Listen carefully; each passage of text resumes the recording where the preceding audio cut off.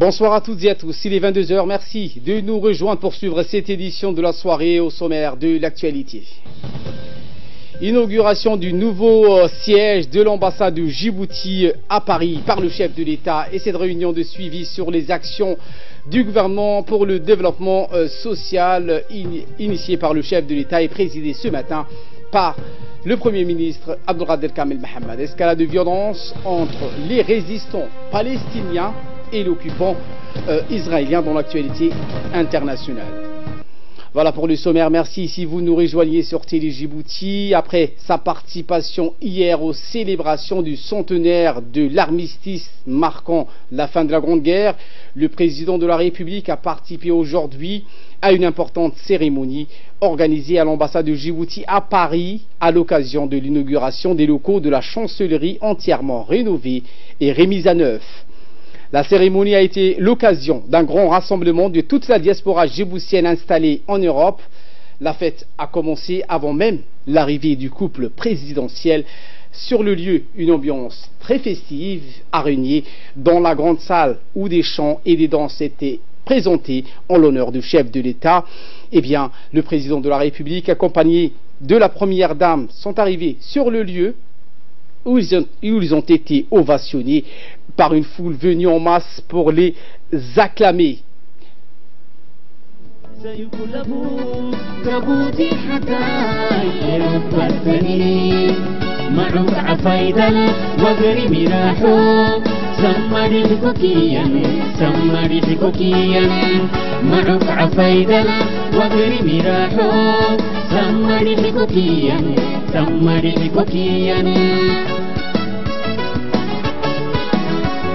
Nemete, nemete, Germanak, nemete, nemete, nemete, Belgique, nemete, Hollanduk, nemete, Suédik, nemete, Ogarainu, Nibalo Habba, Ogarainu, Nibalo Habba, nemete, nemete, Germanak, nemete, nemete, nemete, Belgique, nemete, Hollanduk, nemete, Suédik, nemete, Ogarainu, Nibalo Habba, Ogarainu, Nibalo Habba, Farziku Gutine Napa, Ogarainu, nemete, Watsiki nemete Napa, Ogarainu, nemete, Nisiki nemete Napa, Ogarainu, nemete, Resiki nemete Napa, Ogarainu, nemete, Farziku Gutine Napa, Ogarainu, nemete. Un véritable bain de foule. Le président de la République et la première dame ont donc salué chaque membre du consulat. Également, le chef de l'État et son épouse ont salué chaque membre de la diaspora présent sur place avant de dévoiler la plaque marquant l'inauguration du nouveau complexe de la chancellerie. Le chef de l'État s'est plié à la règle en répondant aux salutations de chacun et chacune des membres venus l'acclamer. Voici donc l'ambiance de cette journée qui a marqué l'accueil du couple présidentiel à la chancellerie à Paris. Africa linki wenilino wabenintonu kamana hanani Africa linki wenilino wabenintonu kamana hanani ruftoi hadalla عدك وانتي حوالك قلتو رفتوي حدلا عدك وانتي حوالك قلتو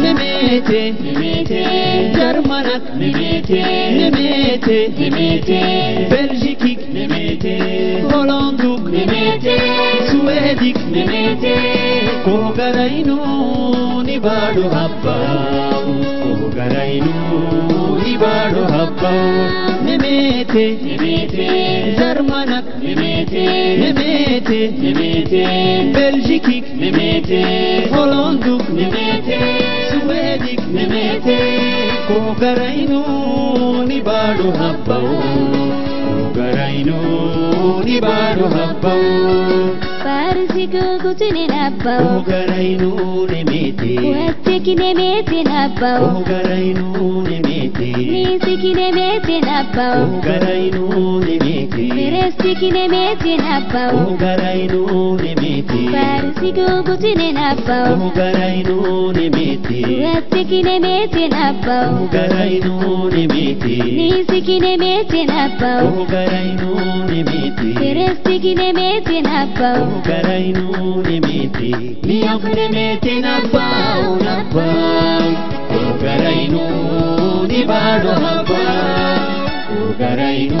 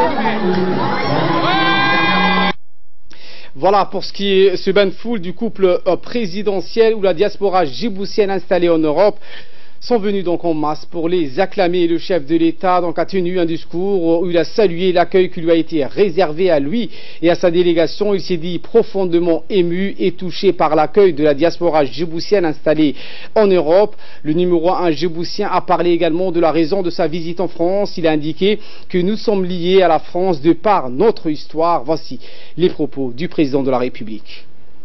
C'est pour moi un réel plaisir de procéder aujourd'hui à l'inauguration de l'extension de l'ambassade 2 ans après la réhabilitation de la chancellerie, siège de notre action diplomatique en France depuis plus de 40 ans.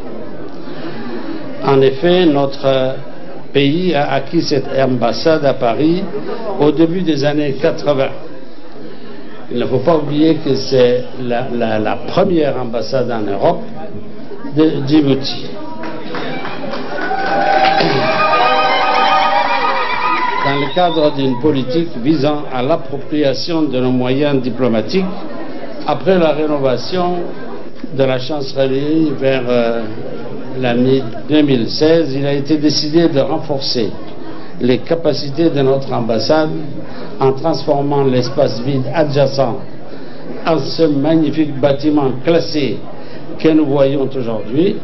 En plus de donner à la chancellerie plus d'espace et en termes de locaux supplémentaires, il en va de même il va par là même abriter la résidence de l'ambassadeur.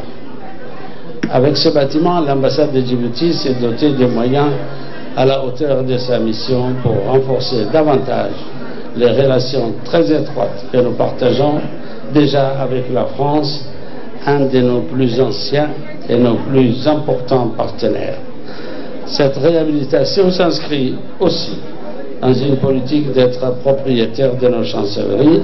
À cet égard, cette inauguration sera suivie dans la foulée par l'inauguration d'autres chancelleries en cours de construction comme à Addis Abeba, au Caire, à Riyad et à Mogadiscio, ainsi que dans d'autres capitales du monde où notre pays a des organisations diplomatiques. Nous avons voulu commencer ce processus par notre ambassade à Paris, à raison de notre attachement aux relations historiques et privilégiées que nous avons avec la France, des relations d'autant plus stratégiques que Djibouti accueille sur son sol la plus importante base interarmée française à l'étranger, et ceci dans le cadre du traité de coopération en matière de défense dont la signature a été renouvelée en 2011 et qui lie nos deux pays dans une amitié solide et un soutien mutuel. Les relations franco-djiboutiennes sont ancrées dans une histoire marquée par les sacrifices de nos compatriotes qui ont combattu côte à côte au cours des différentes guerres du XXe siècle et en particulier à la Grande Guerre de 1914-1918 dont nous commémorons le centenaire de l'armistice en France cette semaine. Un armistice synonyme de la fin d'une guerre sanglante et du retour à la paix à laquelle nous sommes tous dévoués et pour laquelle nous nous engageons à soutenir de toutes nos forces. La France et Djibouti démontrent constamment leur attachement à la paix à travers leur participation aux opérations de maintien de la paix en Afrique et dans le monde et surtout à travers le sacrifice de leurs soldats. Je tiens enfin à remercier aujourd'hui toutes les personnes qui ont soutenu notre ambassade dans la réalisation des travaux de construction de cette extension et en particulier la société française chargée de la construction qui a effectué un travail remarquable. Je vous remercie tous d'être venus pour prendre part à cette modeste cérémonie. Et surtout à tous les compatriotes, qui sont venus de toute la France et de l'Europe.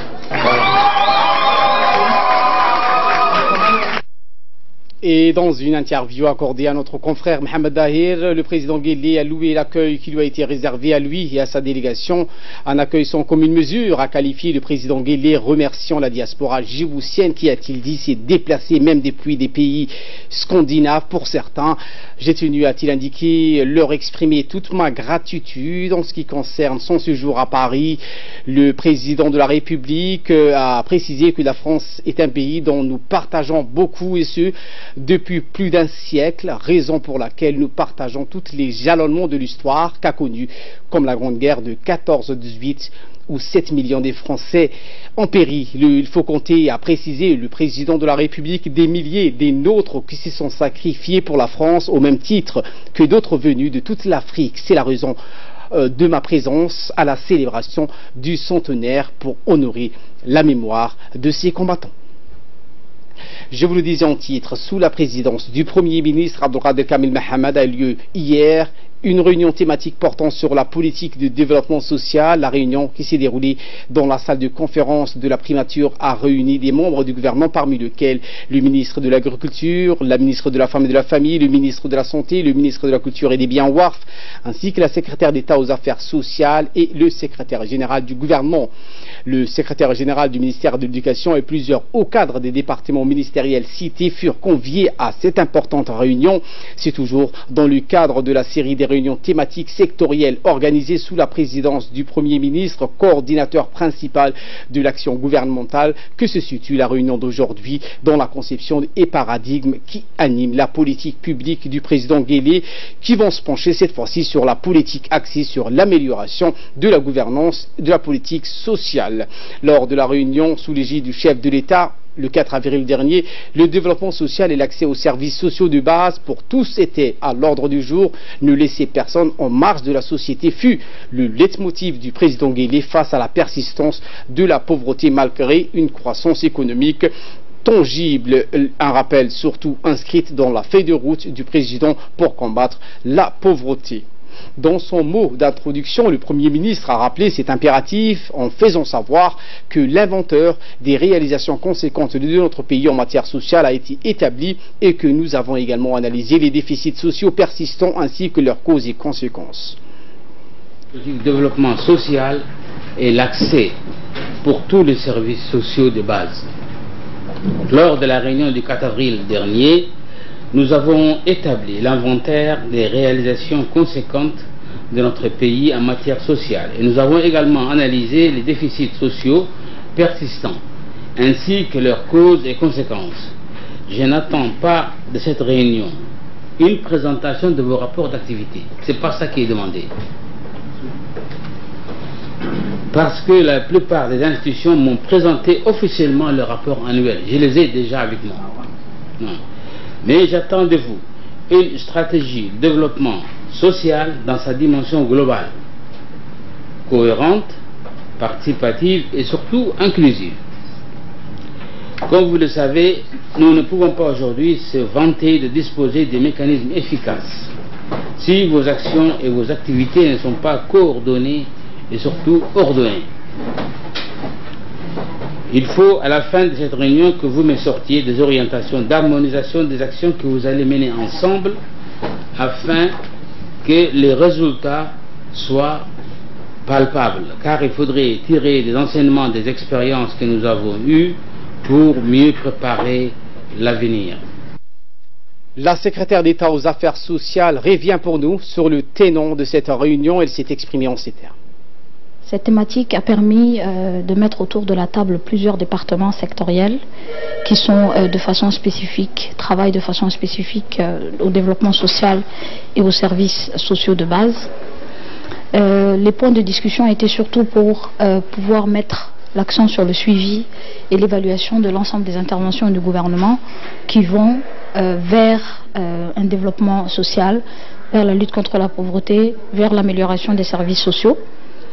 Nous avons pu discuter des objectifs et des priorités que chaque département ministériel mène sur le terrain de façon concrète, mais surtout comment on devrait rendre synergiques nos interventions pour que l'ensemble des voies et moyens soient étudiés pour que la rationalisation des ressources soit au rendez-vous, l'atteinte des objectifs soit au rendez-vous et pour que de façon générale, la politique de lutte contre la pauvreté et du développement social soit cohérente et existante. Donc cette réunion nous a permis de pouvoir nous fixer des objectifs, de pouvoir les renseigner de façon régulière et d'assurer un bon suivi.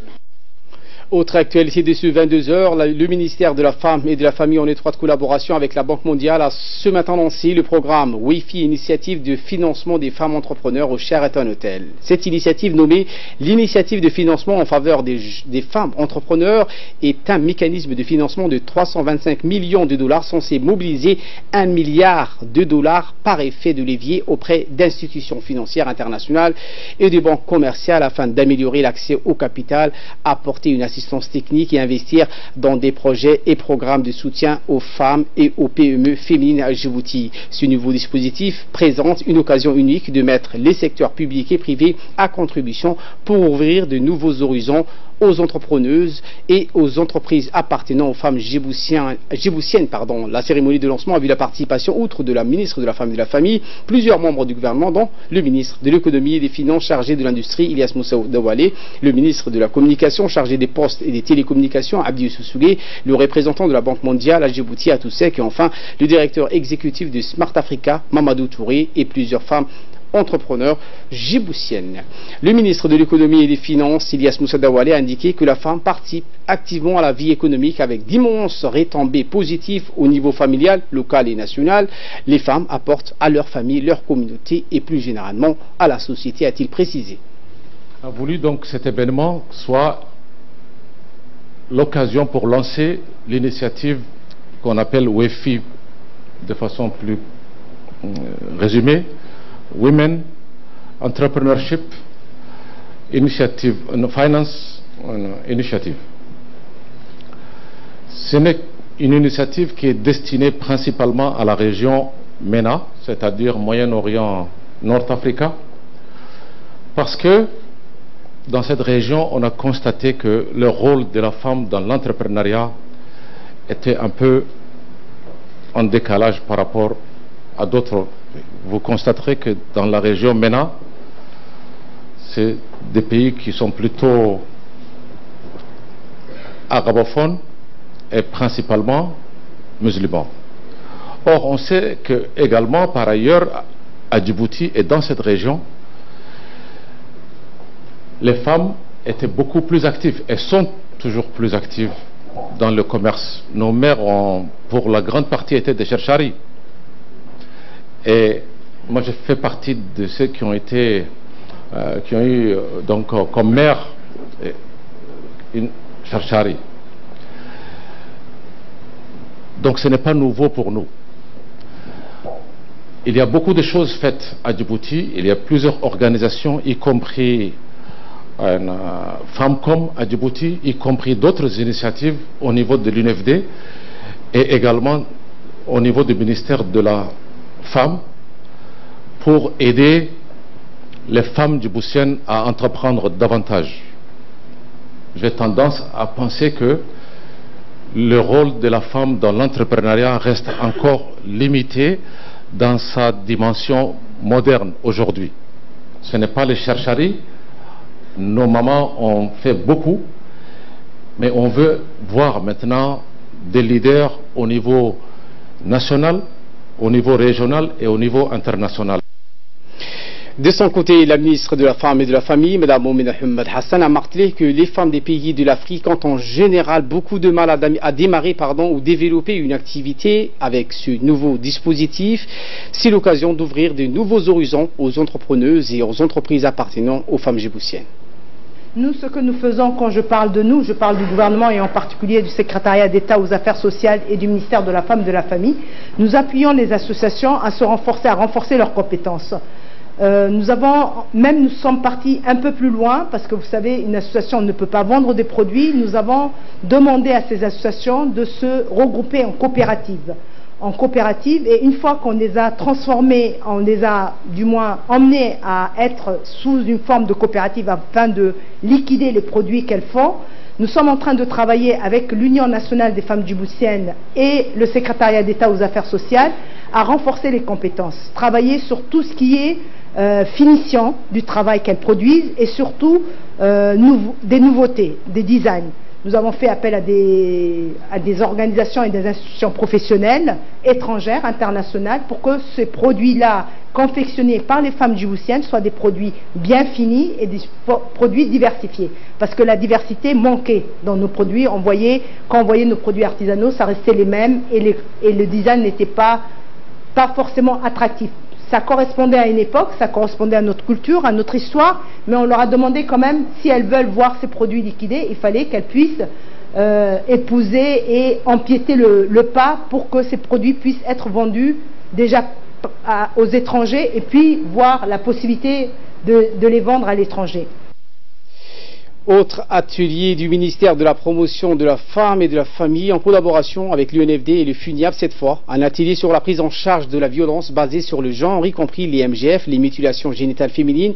L'atelier avait eu la participation de la ministre de la Femme et de la Famille, Moumina Hamad, ainsi que la vice-présidente de l'UNFD, Mme Hasna Hamad Belil, la secrétaire générale de l'UNFD et des nombreux parlementaires. La violence à l'égard des femmes et des filles est l'une des violations des droits de l'homme les plus répandues dans le monde. La violence basée sur les genres peut avoir des conséquences graves et durables sur la santé et le bien-être de la femme.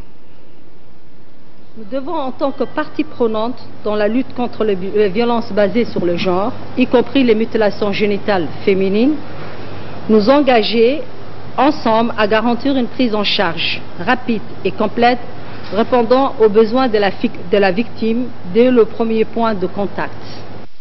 La ministre de la Femme et de la Famille a rappelé que les actions de chaque département est primordiale pour lutter contre la violence basée sur les genres. Aujourd'hui, nous sommes réunis dans cette salle pour donner l'importance qui se doit par rapport à une activité que l'UNFD mène depuis maintenant 11 ans. C'est celle de la cellule d'écoute. L'UNFD et le ministère de la Femme ont réfléchi sur la manière de renforcer les activités de cette structure.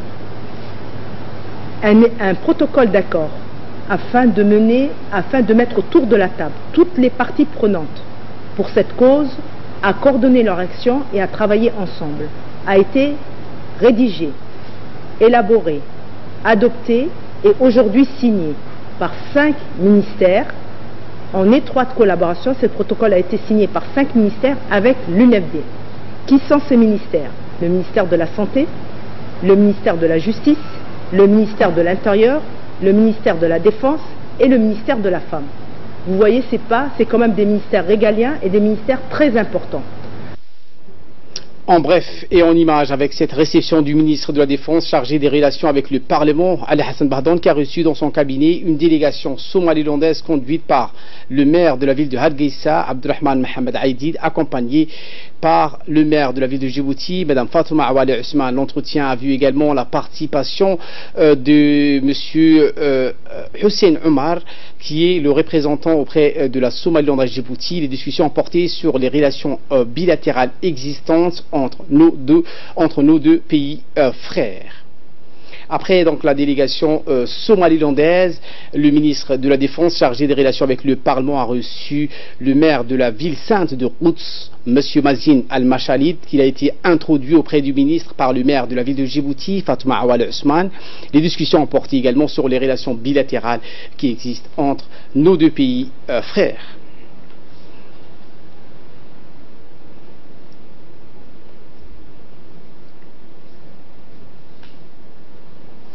Le ministre de la Santé, Dr Jamal Maouki, a reçu hier le professeur Ahmed Ashraf, neurochirurgien français du CHU de Grenoble, qui va opérer à l'hôpital Pelletier. L'entrevue se déroulait en présence du secrétaire général du ministère de la Santé, Salah Banoïta, et du directeur de l'hôpital Pelletier, Hussein Mohamed, et d'autres cadres du département de la Santé.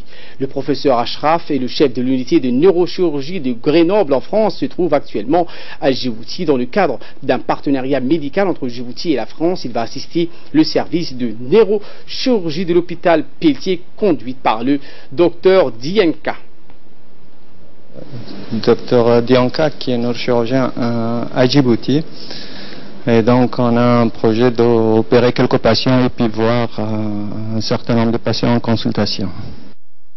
Le centre de développement communautaire de la cité Nassib a organisé vendredi soir une grande cérémonie en présence du secrétaire d'État à la jeunesse et au sport, Hassan Mohamed Kamil. Se sont retrouvés à cette soirée des moins jeunes hommes et femmes, d'autant que le CDC de la cité Nassib fêtait le premier anniversaire de son ouverture. Tous ont commué dans la joie et l'allégresse. Cette rencontre marquée par un programme de danse, de chants et de sketchs divertissants. Les habitants de la cité Nassib, nouvellement conçue, ont remercié chaleureusement le secrétaire d'État à la jeunesse et au sport et l'ont prié de renouveler pareille occasion. Ces derniers ont réitéré leur reconnaissance et leur profonde gratitude à l'égard du chef de l'État qui leur a offert ces belles habitations suite à des incendies survenus dans plusieurs secteurs de la capitale ces dernières années. Le secrétariat exécutif chargé de la réforme de l'administration a organisé à l'INAP une formation au profit des agents de l'État sur leur efficacité, leur rendement, leur comportement et les services à apporter à leurs citoyens. Les agents d'une douzaine de départements ministériels ont profité de cette formation qui a été assurée par 2 experts de l'École nationale de l'administration publique du Canada. Outre les 2 experts canadiens, la cérémonie d'ouverture de cet atelier de formation s'est déroulée en présence du secrétaire exécutif chargé de la réforme de l'administration, Mohamed Awali, le directeur général de l'INAP, M. Charmarki. Ces derniers ont remercié les participants pour leur assiduité ainsi que les 2 experts canadiens pour leur soutien. Réforme de l'administration et la fusion du chef de l'État, son Excellence M. Ismaël Omar Guelleh, dans la mesure d'amorcer une gouvernance administrative plus accessible aux populations et plus soutenable pour le développement social et économique. Le but de la formation visait à permettre le SECRA et les ministères concernés de réaliser un volet d'intervention de modernisation pour l'implantation de la DSC, permettant ainsi l'amélioration des services offerts à la population. Clôture de la 32e session du Conseil administratif de l'Organisation des capitales et villes islamiques, l'OCVI. Madame Fatouma Awal Ousmane, nouvelle présidente de l'OCVI, a présidé la cérémonie de clôture. Cette séance a débuté par la lecture des résolutions et des recommandations proposées par les différentes commissions suivies d'échanges ensemble. 7 résolutions ont été adoptées. La nouvelle présidente de l'OCVI, Mme Fatouma Awad Ousmane, maire de la ville de Djibouti, a dans son discours de clôture remercié l'auguste assemblée pour leur participation et la qualité très riche des échanges et des réflexions. Elle a également rendu un vibrant hommage au comité permanent qui est à la cheville ouvrière du fonctionnement de cette belle organisation. Il a invité les membres à utiliser davantage ces structures comme plateforme commune d'échange des modèles pertinents pour la promotion et le développement des capitales et villes islamiques. Et le développement des capitales et villes islamiques. À ce juste titre, je suis convaincu d'ores et déjà que les points de discussion traduits dans les recommandations finales des travaux de cette 32e session du Conseil administratif de l'Organisation des capitales et villes islamiques seront concrétisés dans les politiques publiques et la gestion administrative des capitales et villes islamiques. Dans le cadre de la lutte contre le trafic des stupéfiants, les différentes unités de la gendarmerie nationale effectuent de jour comme de nuit des patrouilles motorisées et pédestres dans tous les quartiers de la capitale. Le 12 novembre, les gendarmes ont procédé à une importante saisie de produits de stupéfiants, en l'occurrence de l'herbe du cannabis, agissant suite à des renseignements bien exploités et recoupés depuis le lieu de rechargement jusqu'à l'arrivée. La brigade de Cheikh Moussa, renforcée par un groupe de la gendarmerie mobile, a mené cette opération d'une grande envergure au quartier communal appelé PK12. Les personnes mises en cause, 2 hommes et une femme, ont été interpellées par les militaires de la gendarmerie et plus précisément par les enquêteurs de la brigade Cheikh Moussa.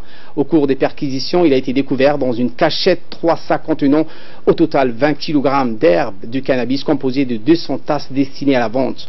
La valeur marchande de ces produits interdits est estimée à la somme de 3 millions de nos francs. Les 3 individus mis en cause ont été aussitôt placés en garde à vue.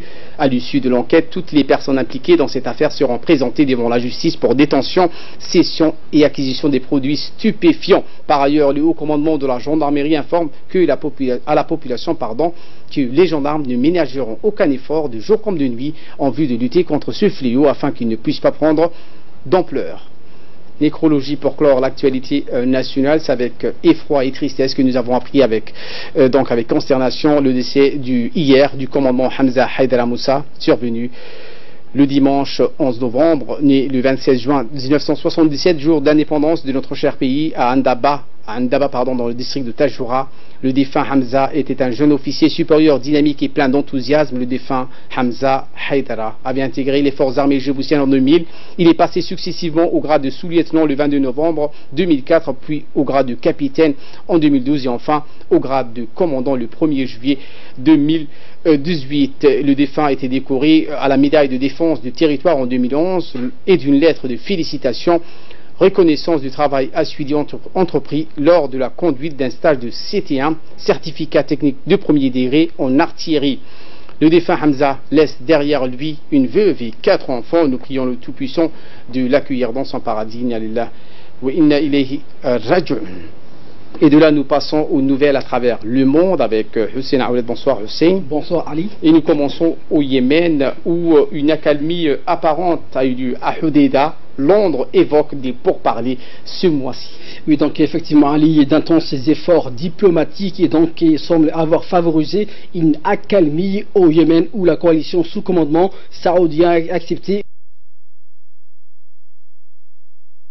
possible pour parler de paix. Donc d'ici fin novembre, on souhaite indiquer Londres. Donc aujourd'hui, cette déclaration a été publiée au lendemain d'une visite du ministre britannique des Affaires étrangères donc à Riyad et Abu Dhabi, les 2 piliers de la coalition militaire anti-rebelle au Yémen. C'est justement donc la question de l'évacuation du rebelle blessé qui avait donc fait capoter un round de négociations que l'ONU avait convoqué à Genève en septembre.